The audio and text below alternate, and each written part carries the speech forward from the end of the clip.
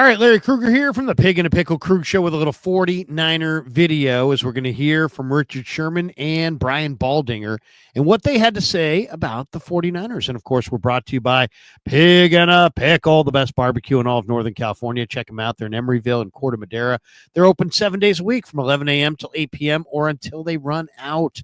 Pig in a Pickle. Go say hi to Damon and Mary and get some brisket and some brisket chili and tell them that Larry Krueger sent you. And this video is also brought to you by Mancini Sleep World. Mancini Sleep World is a proud sponsor of the Krug Show. They offer a 120-night guarantee with a range of brands and price points. Man, I'm loving my Mancini's bed. With Mancini's, you get free next-day delivery. Click the link below or go to sleepworld.com and find a bed that works for you. Whether you shop online or visit in-store, use the code KRUG10 and you'll get 10% off. That's KRUG10, K-R-U-E-G 10, and you'll get 10% off in-store or online at sleepworld.com.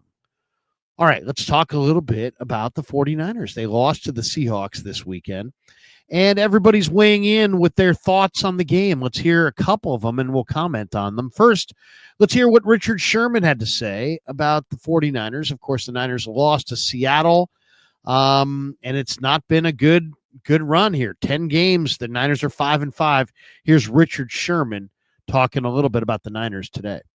And the red zone execution. I mean, it's been a storyline the entire season. They were the number one red zone offense last year. They cannot find a way. They're bottom of the pack this year in terms of getting the ball in the end zone, not just driving down into the red zone and kicking field goals. They're best in the league at that right now. But you can't have that if you want to be a championship football team. And that's the team that everybody expects. That the faithful expected from them. I expected it from them. The amount of talent this team had, you expected them to go out and play better football and execute at a higher level than they have been. And I'm sure Kyle is going to change something up and switch something up to spice it up, because right now it just looks stagnant offensively, and the holes aren't there in the run game. You're not seeing the big yak in the pass game. You're not seeing the big time explosive plays that they're known for and they've been known for throughout Kyle's tenure.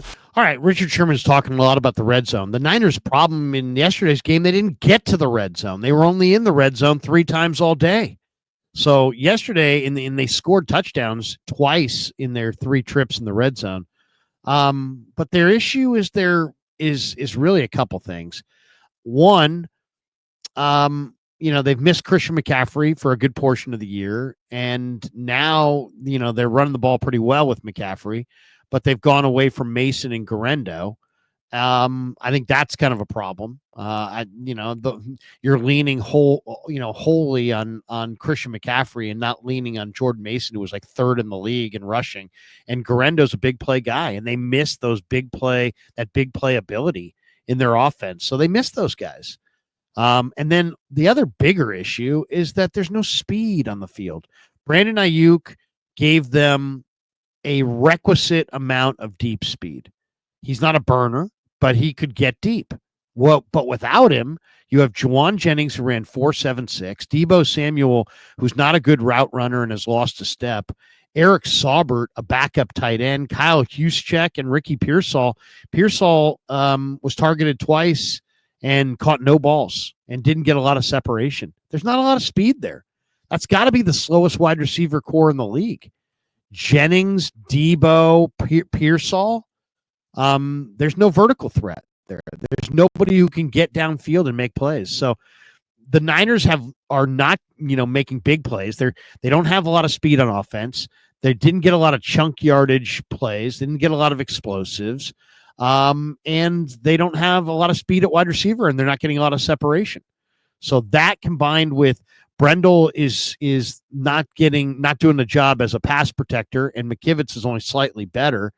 They've got a couple holes on their offensive line, and they've got weapons that are really, really relatively slow, and they're not getting any separation. So there's no easy yards, there's no big plays, there's no there's no explosives.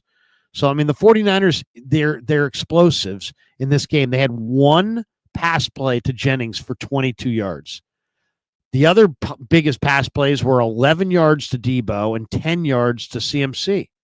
Their longest run of the day was Brock Purdy's 13-yard run. After that, it was Christian McCaffrey's 11-yard run. So they just didn't have any explosives in this game. And without speed at wide receiver, and without getting explosives, they're struggling to score points. 17 points at home against a defense that's not very good is not very good. So there you go. Let's hear from Brian Baldinger, because Baldinger feels like the Niners missed George Kittle badly in the run game. So let's hear from Baldy. Here's Brian Baldinger on the Niners. Let's watch 8 McCaffrey runs that gained a total of 12 yards. I hate to say that losing Kittle was a big deal, but it was a big deal. Here's a play where they bring Saubert across the formation like they often do, and they double. They're supposed to double right here up to the force. But Darren Hall, he splits it right here, and McCaffrey's got very little room to go. All right, takes 2 yards. Now, right here, outside zone, Banks gets bubbled right here. All right, now you got to stretch it, but nobody's getting any blocks on the edge right here. All right, so McCaffrey just gets strung out, and Big Cat takes him down. Now, Seattle is slanting right here, right? Seattle's slanting. All right, now, you got to full scoop this thing. You got to scoop this thing up there, all right? But they don't. Banks doesn't get the full scoop. These are basic things. So now you get penetration. McCaffrey's got to run right into the teeth of this defense. It's one thing after another. Jennings got a tough assignment here. He's got to block Witherspoon right here. So you could go right at him, or you could go around him. You got to figure this out. But what you can't do is let Witherspoon now beat you with leverage. Now he's going to come and take McCaffrey down. Okay, here we go. Now, forget Debo's motion. That's just window dressing. This is a counter play. Here comes Pooney. Here comes Saubert right here. And they get stuffed. Now, they get stuffed, but I'm just saying, McCaffrey's not out of the woods either. I've seen Christian take that cut right there and take him right up to the safety, Kobe Bryant. For whatever reason, he doesn't take that cut. Now, Jalen Moore was the extra tight end because there's no Kittle. So watch this right here. They've got us full scoop this right now up to Ernest Jones, but he doesn't. He stays down the down man, and Ernest Jones makes the tackle. And look, Trent's like, yo, come on, man. You got to go up there. You got to go up and get him. He's yours. We got to scoop to him. We got to get the second level blocked. It's one after another. It's like they forgot how to zone block. This is unbelievable. Here we go. Juice, is anybody going to block the end? You can't. This is zone blocking. You just take whoever color. It's like they forgot how to do it. One more, just because. Right here, Jalen Moore and Saubert right here, they've got to push up to Kobe Bryant. This is the combo block right here. You work on it a million times a day, but they don't. And Kobe Bryant's just sitting there, stringing it out, making the tackle. That was a bad job up front. I know there's no Kittle, and he makes a big difference, but they got to be better than that, way better. Yeah, there you go, Brian Baldinger. And really, Baldy knows what he talks about. He's a former NFL offensive lineman. And they do work on those things, climbing to the second level, but it's a coordinated deal. And when you mix in some guys out of position for the first time, the timing gets a little screwed up. Jalen Moore is an offensive tackle. He's asked to play tight end. So he didn't look like a guy who understood that he was supposed to climb to that second level and pick off that second level defender. And then it's just from reps. Eric Saubert is, a blocking tight end. Well, what is a blocking tight end in the NFL? It really means that you're just a tight end that can't really catch the ball. You're either not a good receiver, you're not fast, you're not explosive, you don't separate, or you don't have good hands. But it doesn't necessarily mean that you're a dominant blocker. It just means you're usually a try-hard blocker.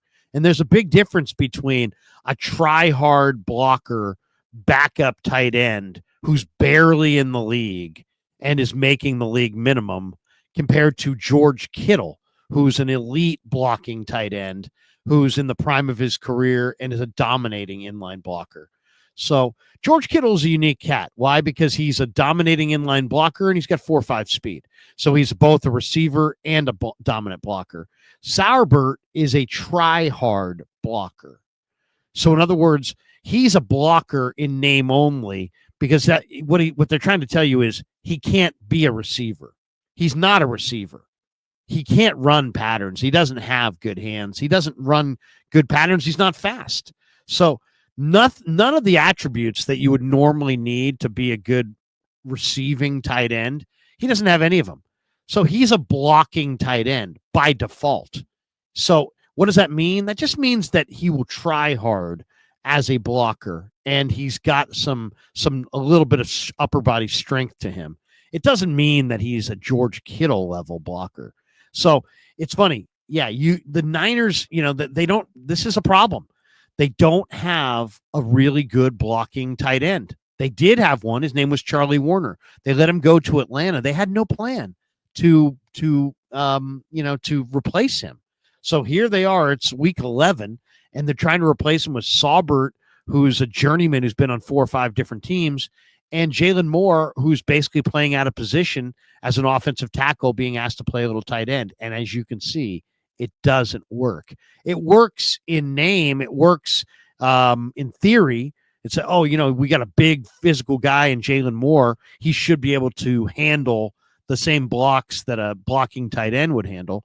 It's just he doesn't have the timing down. He doesn't have the footwork down. He's used to being the guy who blocks on the line of scrimmage, and the tight end climbs to the second level to pick off that second level defender.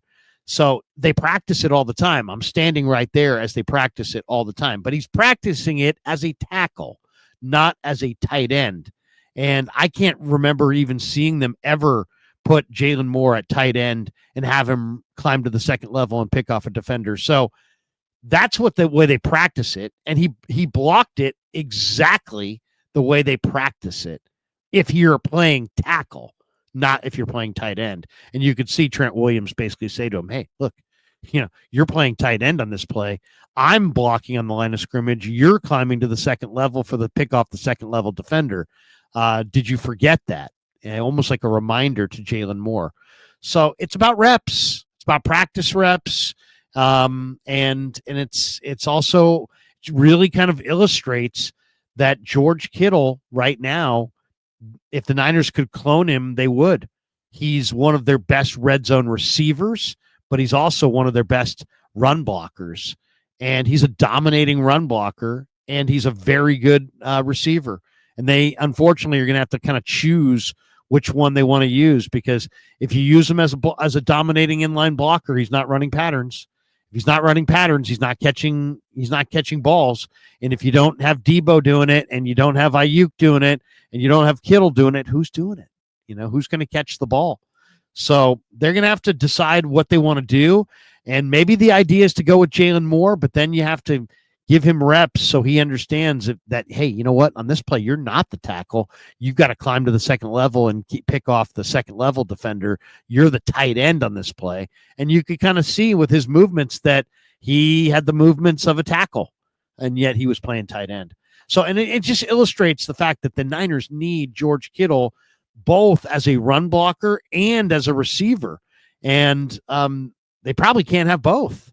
So they're going to have to kind of figure out, they won't be able to replicate George Kittle as a receiver. So but they might be able to replicate George Kittle as a blocker with an offensive lineman. But they're going to have to, they're going to have to give those offensive linemen reps, and they're going to have to talk it through. And then, as you can see, it's not as easy as just, pop another guy in there and everything works. Run blocking is about timing, effort, consistency. And you got to rep it. The same way you've got to practice rep everything else, you got to practice rep the run blocking reps, and they just didn't look prepared in this game, and they didn't run it particularly well against a run defense that the numbers tell us is challenged, and they weren't challenged in this game. All right, thanks to Pig and a Pickle for being the title sponsor of the Krug Show. Thanks to Mancini's for sponsoring this video. Thanks to all of you guys for supporting the Krug Show on YouTube.